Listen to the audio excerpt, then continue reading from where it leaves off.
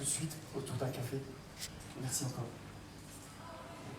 Merci Jérôme de nous accueillir à partir du 11 juin et dès ce matin. C'est pour moi, je ne sais pas pour vous, mais en tout cas pour moi, c'est un grand moment de l'année, qui arrive en général en début mai, qui est l'annonce en fait du printemps déjà, mais de l'été numérique, avec Futur en scène qui arrive, comme vient de le dire Jérôme, pour la deuxième année ici. Moi, je crois que c'est mon 5e, la première édition c'était en 2009, c'était Place de la Bastille.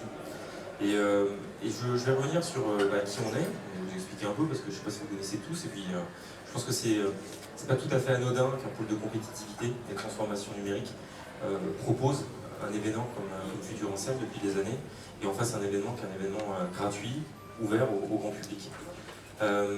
J'ai la chance de présider un pôle de compétitivité. Un pôle de compétitivité, qu'est-ce que c'est?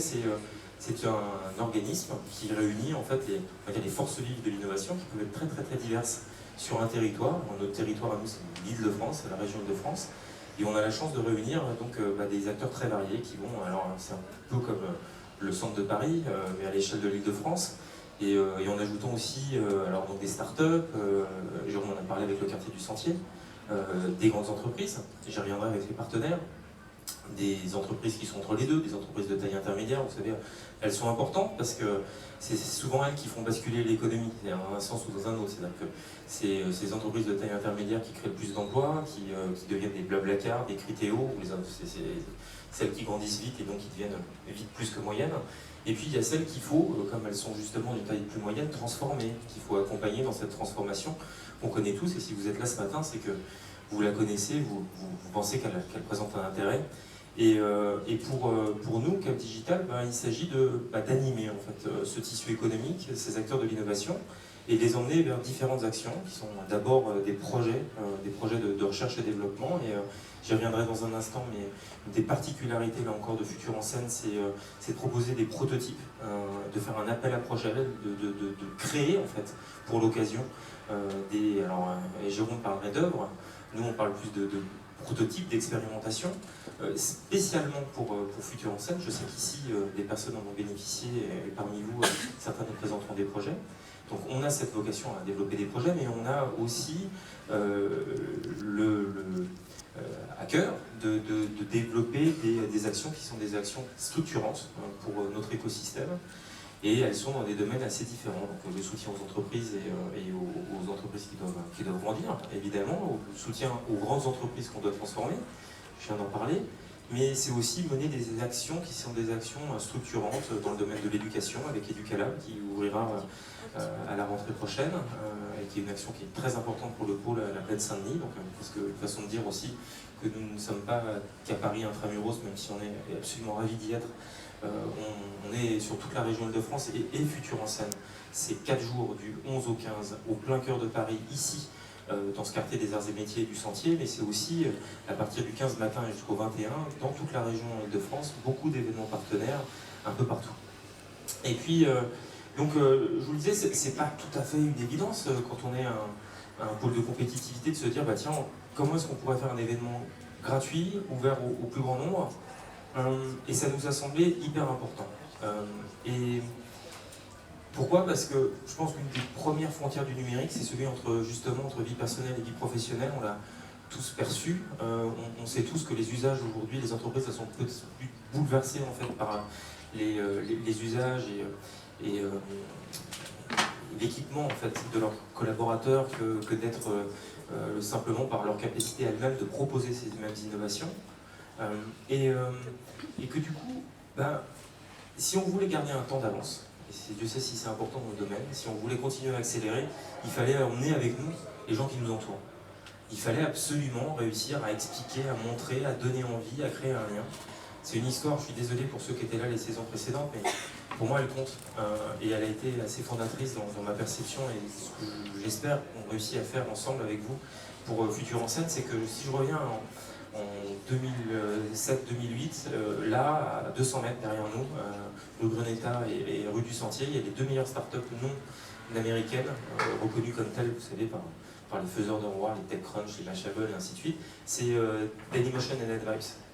Et en fait, je me suis toujours dit que quel dommage en fait de ne pas se connaître, de ne pas faire des choses ensemble. Et si on avait fait un micro-trottoir dans cette rue piétonne qui est la rue Montorgueil, je pense que personne ne savait qu'en fait à deux pas il y avait comme ça des entreprises, on a entendu beaucoup plus parler depuis Dailymotion en particulier, et qu'on passait à côté de quelque chose. Et il se passe quelque chose de fabuleux depuis ces dernières années, je pense que c'est de plus en plus le cas.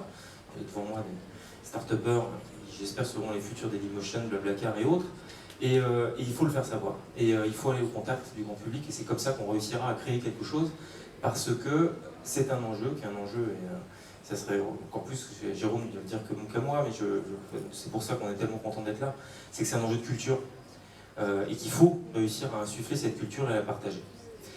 Cette année, c'est une année qui est tout à fait particulière, parce que si je vous dis qu'on a fait un événement qui est un événement numérique, il a aussi la beauté, parfois la créativité du numérique. Donc l'année dernière, on avait quitté les 104 pour venir ici. C'était déjà un sacré défi, je pense relevé. Cette année, on décide d'aller un cran plus loin, d'investir encore plus le quartier, d'aller plus loin et donc d'aller jusqu'au NUMA, de s'intéresser à des lieux, la Gaîté qui fera un événement à la Paillasse par exemple. NUMA, Paillasse, j'en oublie certainement Camille, et la maison du Bitcoin qui est en face du NUMA, merci Patricia. Et donc on va essayer de densifier un peu notre participation et évidemment d'apporter de nouvelles attractions, on ça comme ça, dans le quartier. C'est aussi une nouvelle étape pour le pôle de compétitivité, puisque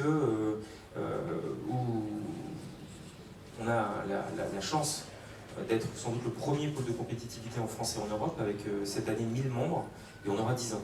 Donc une vraie volonté en fait de marquer cette étape. Et marquer cette étape, c'est aussi réussir évidemment et avant tout Futur en scène, qui est aujourd'hui le plus grand événement de ce type en Europe. Dans le monde, je ne sais pas, mais certainement en Europe, parce que vous connaissez tous des événements qui sont des événements professionnels, ils sont tous payants.